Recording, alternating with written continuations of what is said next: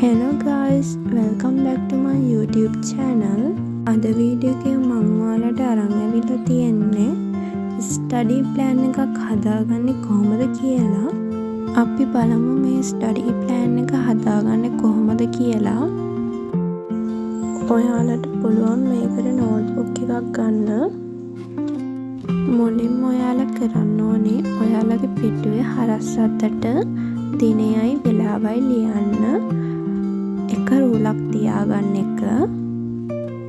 ඊට පස්සේ ඔයාලා මේකේ පිටුවේ වගු දෙකක් එන විදිහට හදාගන්න ඕනේ. අපි මේ වගු දෙකේ පළවෙනි වගුව ටයිම් එකටත් දෙවෙනි වගුව ටු-ඩු ලිස්ට් එකටත් ගන්නවා.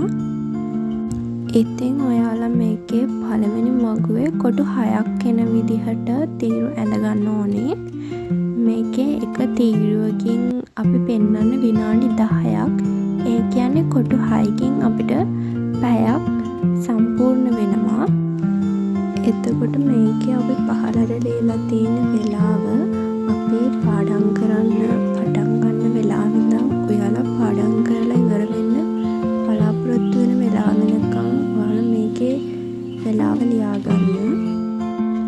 එතකොට ඔයාලා මේ ටු-ඩු ලිස්ට් එක පාඩම් කරන්න කලින් දවසේ කරන්න තියෙන දේවල් ටු-ඩු කරගන්න පුළුවන්.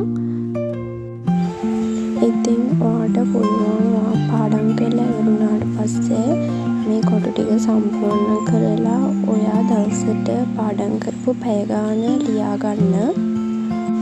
දවසම පාඩම් කරන කම්මැලි අයට මේ ස්ටඩි ප්ලෑන් එක ගොඩක් හොඳයි. ඉතින් ඇත්තටම ඔයාලා මේක පළවෙනි පාරේ try කරද්දී ඔයාලට පැය 5ක් වෙන්න පුළුවන් පාඩම් කරපු පැය ගාන. ඉතින් ඔයා මේක දිගටම කරගෙන යද්දී ඔයා දවසින් දවස ඔයාගේ පැය ගාන වැඩි කරගන්න උත්සාහ කරනවා. ඉතින් ඔයාලත් මේ ස්ටඩි ප්ලෑන්